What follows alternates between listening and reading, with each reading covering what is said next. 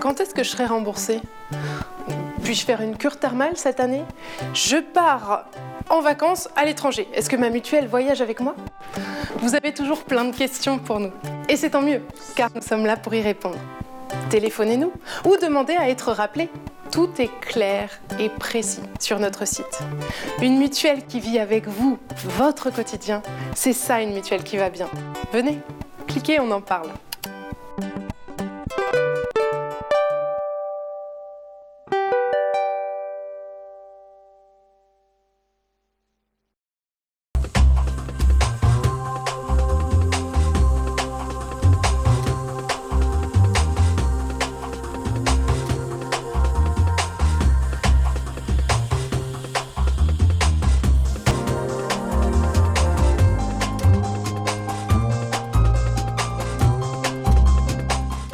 Bonjour à tous et bienvenue dans Check-up, votre magazine santé et bien-être. Au programme de ce numéro, nous avons passé une soirée en compagnie d'une équipe de la Croix-Rouge durant une maraude, reportage en immersion avec ses bénévoles.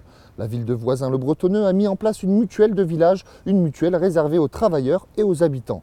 Nous nous sommes également rendus à Trappes pour assister à une des rencontres santé organisées par la ville, une rencontre sur la santé de l'homme. Et pour continuer, menaces autour du centre Gérondicap, la structure pourrait fermer à cause de son déficit. Nous vous expliquerons pourquoi.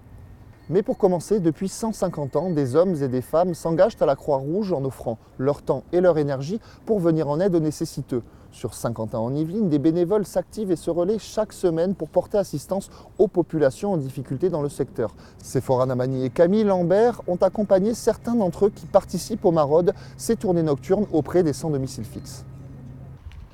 Couvertures, vêtements, kits d'hygiène et aides alimentaires sont rassemblés.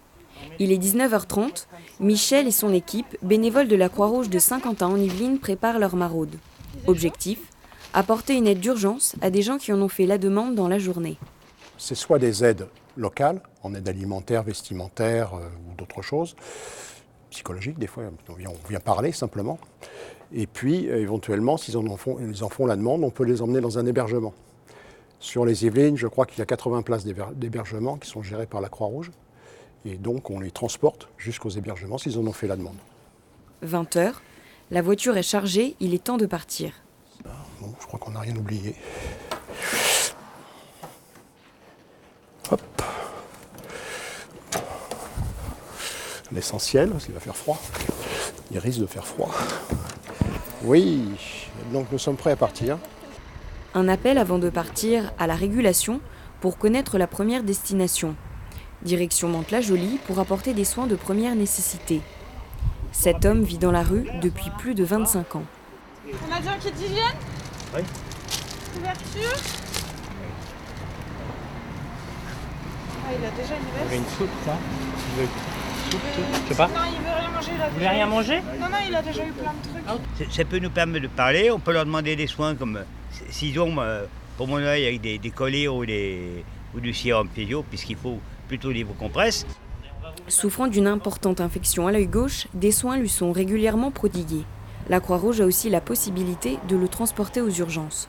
Ce monsieur, il est dans une situation précaire, très précaire. Précaire, stable. Il y a des gens qui sont encore beaucoup plus précaires, qui sont handicapés, qui sont... voilà. Des situations de précarité difficiles à surmonter dans les premiers temps pour les bénévoles. Une psychologue leur permet d'échanger sur leurs expériences. On s'aperçoit qu'effectivement, quand les gens débutent dans ce genre d'activité, on sent que les gens prennent sur eux, puis quelques mois après, ça ressort. On reparle des situations, en disant j'ai été choqué. Les premières fois, oui, et puis après, comme l'expliquait Michel, une fois qu'on a compris que c'est une mission et qu'on les aide à notre manière, on arrive à garder les sortes de distances qui vont bien pour pas être trop, on va dire, impacté.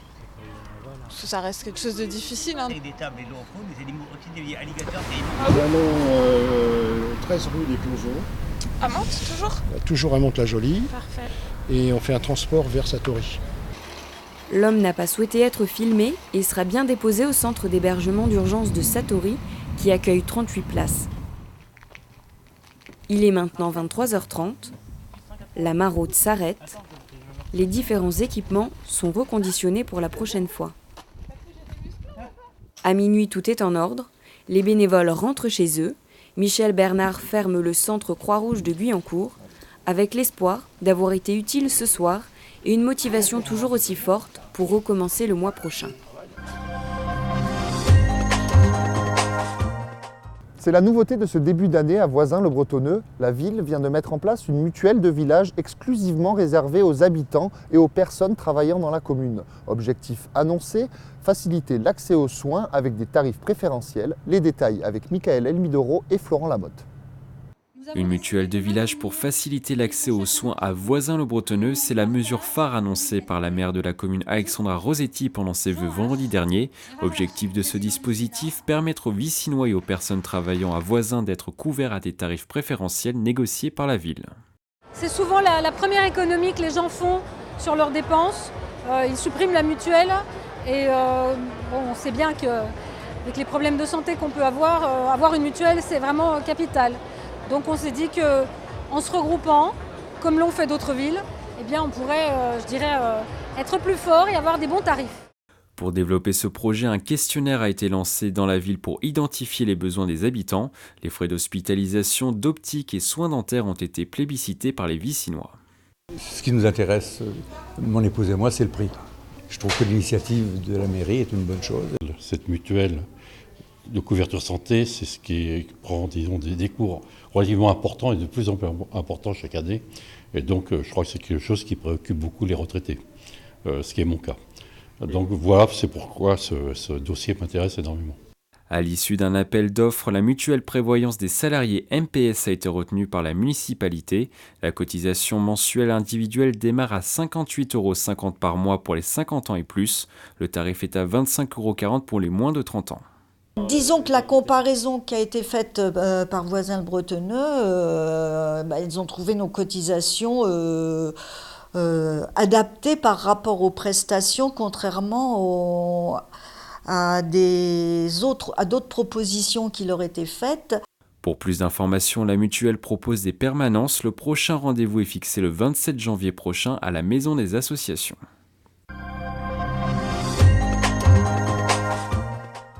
Tous les mois à Trappes, des rencontres avec un médecin sont organisées pour discuter santé. Mardi 12 janvier, au centre socio-culturel Annette Moreau, a lieu un après-midi d'échange autour de la santé de l'homme.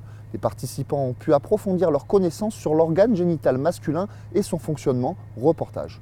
C'est une assistance exclusivement composée de femmes qui écoutent attentivement le docteur Jacques Segal parler de prostate, d'érection ou d'andropause.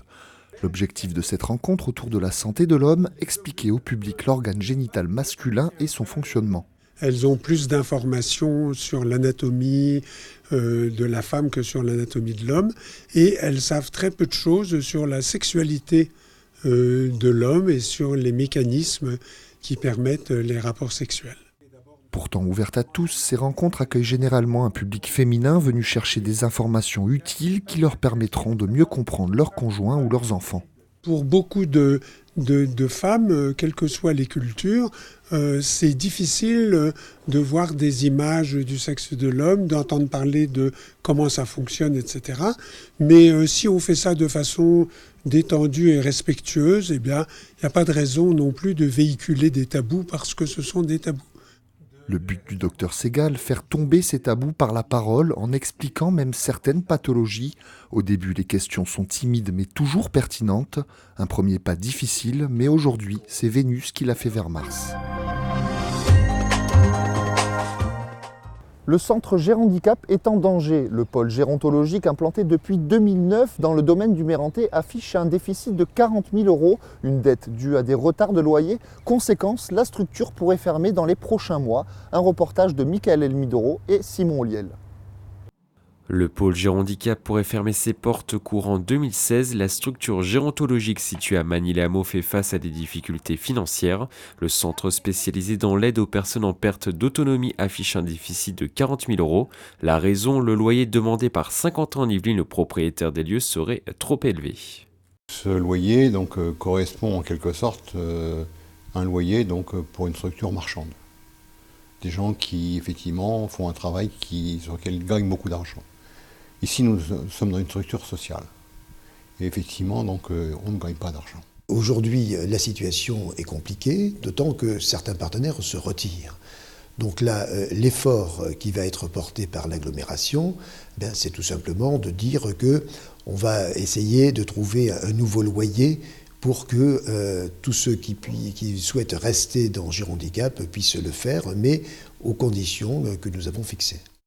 Si aucun accord n'est trouvé, le centre pourrait fermer ses portes au mois de juin. Cette postes seront alors supprimées. Une vingtaine de patients devront trouver une nouvelle structure d'accueil. C'est inhumain. Je le dirais franchement, c'est inhumain. Alors qu'on a une structure ici qui est magique, qui correspond donc à quelque chose qui a été donc vécu et qui est reconnu. Je me battrai pour que ça ne ferme pas. Une réunion pourrait être programmée dans les prochaines semaines entre les membres de Girondicape et les responsables de l'agglomération saint-quentinoise.